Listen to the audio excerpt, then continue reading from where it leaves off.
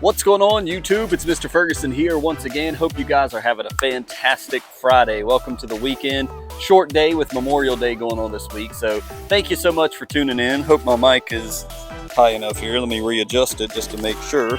Thank you so much for tuning in. We're going to have a quick chat today, but I do want to give you a preview. Next week, we're going to go into our test that's right below the tripod, actually right here, where with the St. Augustine. If you're unfamiliar, I showed a video just of the first part of it, and we're going to combine the beginning of the test with these end results of this test. And basically we took water only RGS, green pop, and CK. We put it on some St. Augustine plugs. We've let it grow for 30 days now. We're going to wash out all the sand, pull the plugs out with the roots, lay them out here, and see, does these products make a difference? Does fertilizing versus no RGS make a difference? Does water only look better than applying CK? It's straight up, there's no bias in this. I've done, all these have been treated the same. And believe it or not, I do have a little bit of a surprise for you. I was shockingly surprised. So we'll show you that coming up, hopefully on Monday. If not Monday, then Wednesday. So check that out. But today, guys, thank you for tuning in. Give the video a like if you enjoy it. We're going to be talking about the Project Lawn and the things to come. Also, a review of the Project Lawn from, back since September until now. And also looking ahead, I've got an announcement at the end of this video for the Project Lawn. So stay tuned to the end. So let's jump right into the video. The whole purpose of the Project Lawn, speaking of that, is to help people in their lawn. It's starting fresh. There's people that are moving homes. They're starting a brand new lawn with brand new dirt. And the point of the Project Lawn is this is not fair. Behind me, I'm in cinematic mode, so it's kind of blurry, but it's not fair to say you can have this in your new home's lawn in a year. That's not fair to say. This took me multiple years to get my lawn, and I just cut it last night. If I step out of the way, maybe it'll show you, but it looks absolutely gorgeous this time of morning. And so, but the Project Lawn is to start fresh with rough, raw dirt. And how can we get this into a nice looking lawn? It's not easy. It's been a challenge, and I've posted those challenges, but I want to go over, and I've wrote down just a few things, or written down, excuse me, just a few pros and cons of the Project Lawn. We're not up there. We will show you some of that maybe soon, but let's go over the good things about the Project Lawn this year. Number one, we've got well water up there. That's one of the good things. We're able to go up there and water. There's a con with that as well that we may mention in a minute, but we've got unlimited water source. That is phenomenal when you were talking about these times of the month where we can get dry, we can get dehydrated, our grass starts turning white, and we got heat drought going on. Having well water is an unbelievably satisfying source that I'm not used to. And unlimited well water was one of the reasons why we did fescue there. And let me just start with that before we go pros and cons. I know a lot of people said, Mr. Ferguson, you should have just done Bermuda, or you should have done Zoysia. You should have done a warm season grass and just be done with it. Actually, you're right. And I did see a video that was interviewing one of the Simple Lawn Solutions guy, I think, and they said, which one's harder to, and a guy was interviewing a lawn professional. They said, which one's harder to maintain, warm season grass or cool season grass? He said, absolutely cool season grass. And he's like, really? Why is that? He said, with diseases and the fungicides you got to use, cool season is much harder to maintain than a warm season lawn. A warm season lawn is much easier. It's not as demanding and upkeep as cool season. I was like, hey, so hats off to all of you out there that are like me with a cool season lawn. Apparently, this is as tough as, quote, it can get. And if you've got it looking like me, you're doing a great job. So just be encouraged by that. I was encouraged by that statement. But the point being, we're doing a test these first couple years. Once you go warm season grass, you don't go back. Once I put warm season grass at that church property, I'm not going back. There's no more playing around or testing. It's not a project lawn anymore. It's a warm season lawn that we're going to maintain and try to look right. The first part, this first year, I said, hey, let's just do Cool Blue just to try it with well water. Let's see if we can get a good looking lawn. And if it doesn't, if it all dies out, no harm lost, we can still change over to warm season. That's why we've went cool season grass first. And so next year, we're going to get into that announcement at the end. We're going to tell you what we're going to do next at the end of this video. So well water was the first pro. The second pro is that the grass did grow in decently. We had Mr. Blake's cousin come with some mechanical equipment. He didn't aerate, but he clawed it. That ground was so stinking hard. We killed off everything with Roundup, everything. He kind of clawed it.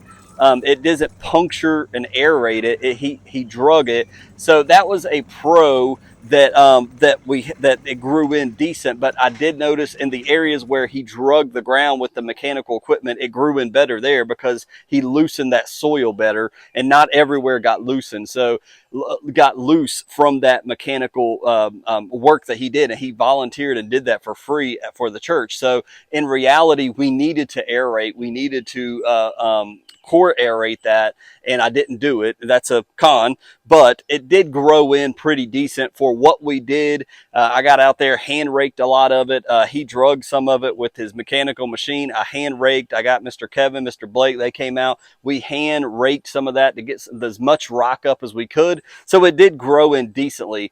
But the pH, the other pro thing is the pH did get up according to Soil Savvy, and I know what you guys have said in the comments, but we started at 5.45. I know it was low because we had tested it before with a little, just a one of those little quick disposable pH, and then we saw it low. The soil test also told us it was below about 5.5. So we have raised it with the Magi-Cal Plus. We have gotten it back up, and I believe our pH is in a great range. We will test it with another product next time. Whenever I get around to doing that, we'll do something besides Soil Savvy. I used RX Soil for a long time here in my lawn. They sent me some free soil samples, but we'll try another test and we'll test it then. But the pH is up. Regardless of what it was, it is definitely up, and I believe we're in a more optimum range. So there are positives to what we did this year. We got grass grown. We have a quote lawn. We got the pH up. So we have improved it. We did apply some humic products. So I believe that we've helped the dirt unlock some nutrients, all that good stuff a little bit. So there was positive things. There was a lot of negatives though.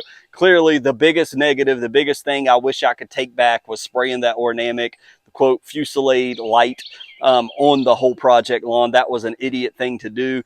I wasn't thinking. It was a dumb thing. I took a risk. Oh, it's just a project lawn. It doesn't matter. I wish I could take that back. Here's a clip of the old project lawn before we sprayed that, or the day that we did spray it. It looked great. Looking back at it, it's like, crap, why did I do that? It was looking really nice out there, and I went and screwed it all up. So that was obviously the biggest mistake, was spraying Ornamic all over my project lawn and killing a lot of the Kentucky bluegrass, or just stunning a lot of the growth and the heat finishing some of it off. So that was obviously the biggest con.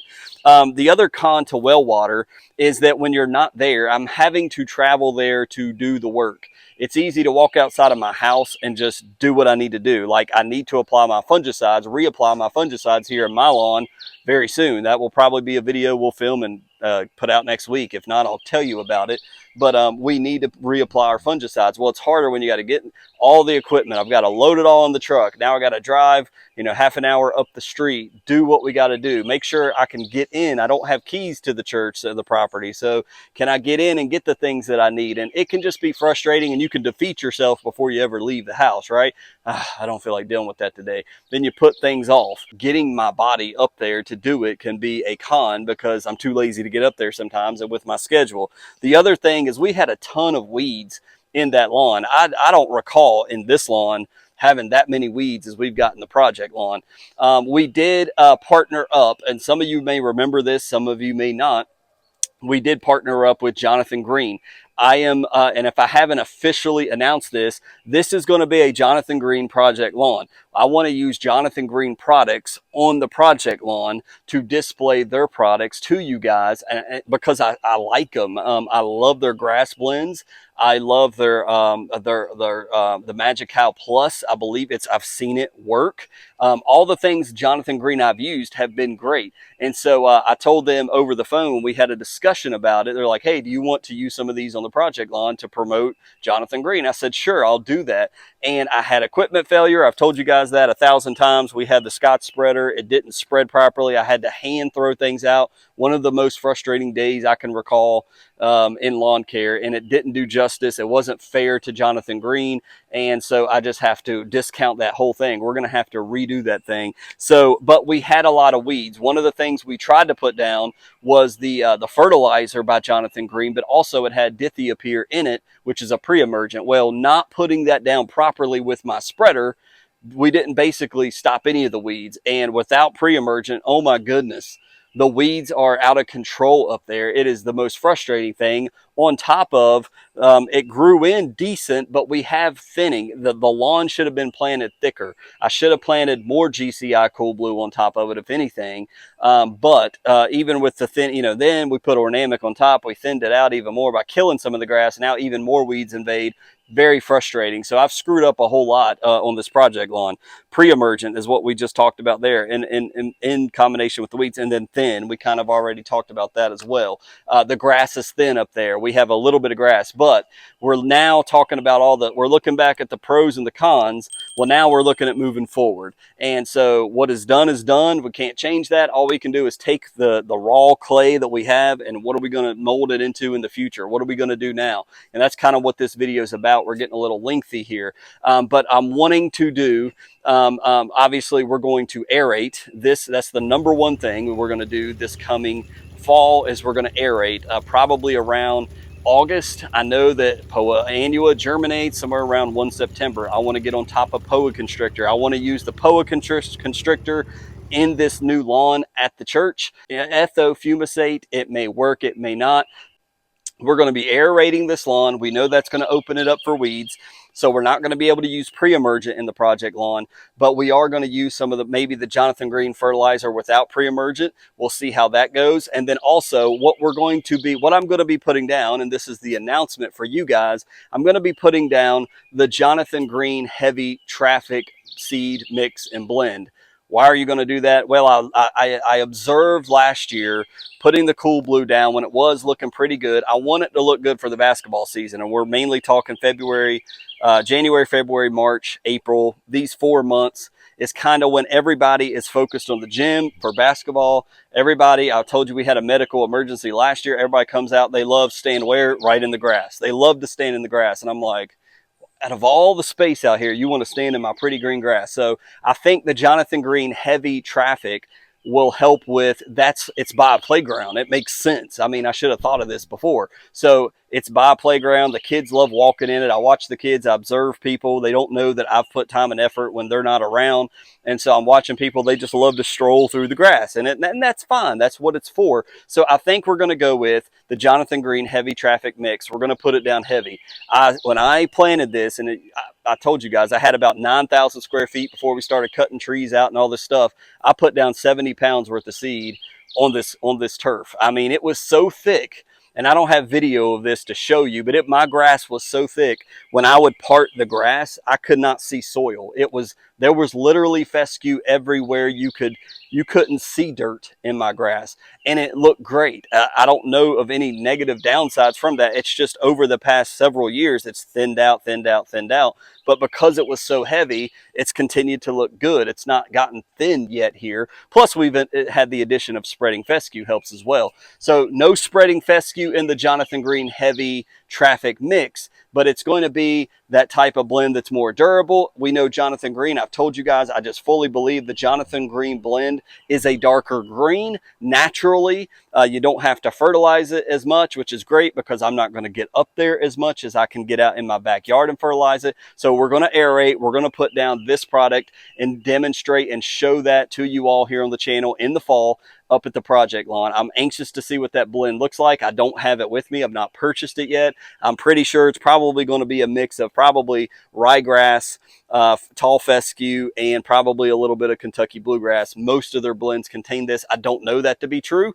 I could be wrong, but look forward to that in the future at the project lawn. That being said, what happens this summer, I'm not up there. I'm not doing a lot of project lawn videos because if some of that GCI Cool Blue thins out, I'm fine with it. This is what I'm looking forward to now as far as the plan. We're keeping it mowed up there. I'm not going to go up there. I may go up there and hit it with humic acid with some RGS we purchased. I've told you I've sprayed it with Aerate to try to liquid aerate it before we get to mechanical aeration. But this is what I'm looking for into the future, is to really throw down thick. And then the thicker it is, it's naturally going to choke out a lot of the Poa annua, a lot of the weeds. But we do want to try the ethofumicate to try to hold back some of the Poa annua. And then later on next spring, we'll definitely do a prodiamine or a Jonathan Green. Maybe we may go prodiamine, we may use a Jonathan Green pre-emergent product, but we got to be on top of pre-emergent for that lawn to stop the weeds. And that will be somewhere around basketball time when soil temperatures get around 55 degrees. We don't want crabgrass in it. We've got some crabgrass in it now. So we're starting fresh. We're looking back at, hey, this went pretty well. We screwed a lot of things up like this, but we did a couple things pretty well that we should have done and we messed up. So it's kind of a project lawn review video, as well as looking to the future with Jonathan Green heavy traffic mixed seed. Never used it, never seen it, but I trust that it's going to be great, and I know that it will be. And also we're going to be aerating. We're going to be working on ethofumicate Poa constrictor. So those of you that have struggled, you don't have the money for Velocity PM that is going to rid the things of Poa annua in your lawn, and you talked about ethofumicate, we're going to be putting that down at the project lawn, and you'll be able to see that on this channel for your own to see if it works. Thank you guys so much for tuning in. I hope you've enjoyed this Project Lawn video. Comment below your thoughts, suggestions. What am I not thinking about? Well, what maybe have I thought about but I haven't mentioned to you? Just comment that below, and we'll be sure and continue to update you when we do go up there and mow it. We'll show you. We're not going to be up there like, I got to get up here and do this and that.